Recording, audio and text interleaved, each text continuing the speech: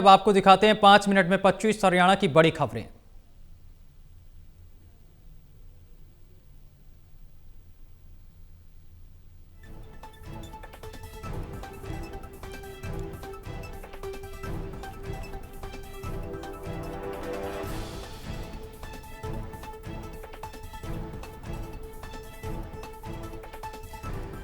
नितिन नवीन ने गुरुग्राम में की शिरकत। राष्ट्रीय युवा दिवस के अवसर पर बीजेपी के कार्यकारी अध्यक्ष नितिन नवीन गुरुग्राम पहुंचे।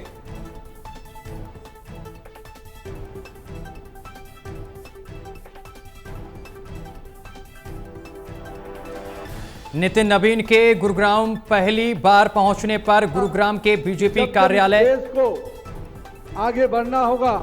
जब जब ये देश नई ऊंचाई को छुएगा तो उस ऊंचाई का नेतृत्व भी कोई न कोई युवा उस प्रकार से करता आगे बढ़ेगा। हमारे नितिन नवीन के गुरुग्राम पहली बार पहुंचने पर गुरुग्राम के बीजेपी कार्यालय गुरुकलम में अभिनंदन किया गया। हम इस बात के साक्षी हैं कि नरेंद्र मोदी जी ने, हमारे प्रिय नेता प्रधानमंत्री श्री नरेंद्र मोदी जी ने देश भर के युवाओं को कहीं न कहीं एक प्रेरणा दिया। देश की पहली हाइड्रोजन ट्रेन तैयार। सीएम नायब सिंह सैनी ने हाइड्रोजन ट्रेन का वीडियो जारी किया। सीएम सैनी ने कहा है कि मेक इन इंडिया और आत्मनिर्भर भारत का कमाल है। केंद्रीय राज्य मंत्री कृष्णपाल गुर्जर ने बहादुरगढ़ में शिरकत की है, जहां उन्होंने दिल्ली विश्वविद्यालय छात्र संघ के नवनिर्वाचित प्रधान आर्यमान को जीत की बधाई दी। कृष्णपाल गुर्जर ने कहा है कि भाजपा हरियाणा में होने वाले आगामी निकाय चुनावों के लिए पूरी तैयारी से तैयार है। भारतीय जनता पार्टी तो हमेशा नगर निगम तो सिंबल पर लड़ती है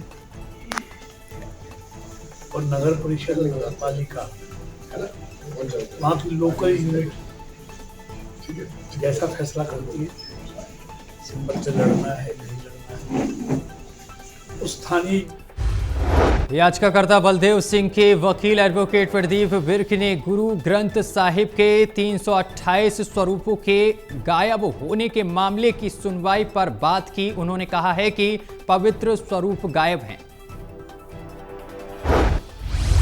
पावन स्वरूप जब मिसिंग है, ये कोई छोटी बात नहीं है, क्योंकि थोड़ी सी बैकग्राउंड आपके दर्शकों को जाननी जरूरी है। पावन स्वरूप का मतलब है हमारे जीते जागते गुरु, जिनको हमें फॉलो करना है। तो अब एक गुरु अगर मिसिंग हैं तो उनको किस हालत में उनको कभी भी गुरु ग्रंथ साहब जी को कभी भी हम एक जगह से दूसरी जगह लेके जाते हैं तो एक मर्यादा है जिसको फॉलो किया जाता है। रणदीप सिंह सुरजेवाला ने कैथल में आयोजित एक प्रेस वार्ता में बीजेपी पर तीखा हमला बोला। उन्होंने कहा है कि यह नया कानून करोड़ों मजदूरों और गरीबों के अधिकारों पर सीधा डाका है। जो मोदी सरकार ने हाल में ही बनाया है, ये देश के लगभग 50 करोड़ लोगों के ऊपर डाका है।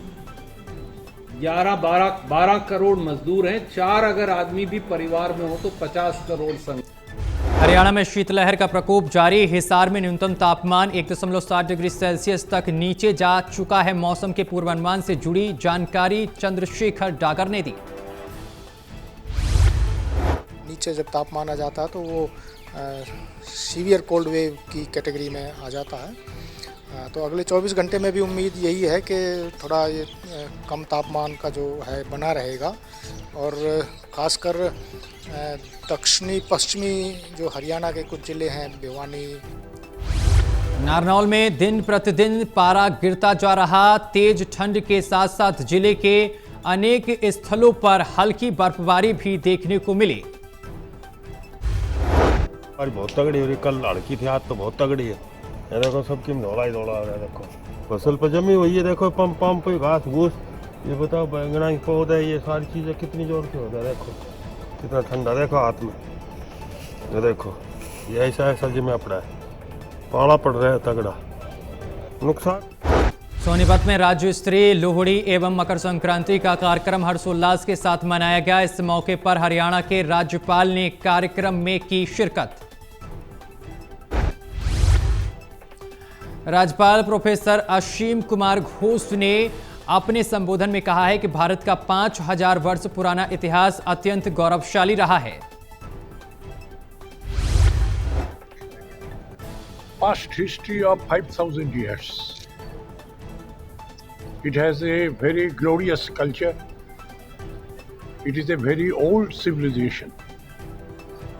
Lodi is such our festival which we pay respect to our देश के गन्ना उत्पादक किसानों के लिए एक बड़ी खुशखबरी। गन्ना प्रजनन संस्थान क्षेत्रीय अनुसंधान केंद्र करनाल द्वारा गन्ने की एक नई और उन्नत किस्म कर्ण 18 विकसित की गई। संस्थान क्षेत्रीय केंद्र करनाल से हाल में ही को 18022 कर्ण 18 के नाम से एक नई किस्म विकसित की है गन्ने की। ये किस्म बहुत ही अच्छी उपज वाली है, अच्छी चीनी और उपज की दोनों का रेलवे में टीटी के पद पर कार्यरत पति की मौत के बाद अनुकंपा के आधार पर टिकट बुकिंग क्लर्क के पद पर नियुक्त ज्योति शर्मा को 2.29 लाख रुपए के गबन के मामले में गिरफ्तार किया गया। अधिकारी राजीव शर्मा ने शिकायत दी थी कि 18 और 19 अक्टूबर 2025 को रेलवे में जमा होने वाली राशि में 1,15,000 के करीब रुपए की कमी मिली। जो है ज्योति शर्मा बुकिंग कार्यालय में बुकिंग क्लर्क लगी हुई थी, सीनियर SCTC, और मामला सामने आया कि जो है रेलवे कर्मचारियों ने निमो दी और जो है अधिकारी इनके SS हैं उनके द्वारा। सिरसा में एक बार फिर चोरों के हौसले बुलंद नजर आए, जबकि पुलिस की कार्यप्रणाली पर सवाल खड़े हो गए। बाजार में चोरी की बड़ी वारदात को चोरों ने दिया अंजाम।